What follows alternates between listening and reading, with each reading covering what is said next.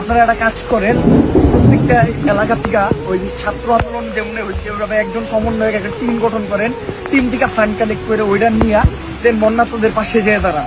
আর যে হারে বৃষ্টি হইতেছে আমার মনে হয় না এই পানি নামবো। আমার মনে হয় এই পুরো রাস্তাটা ডুবা দেবো, কেউ এখান থেকে মুভ করতে পারবো না। অলরেডি যে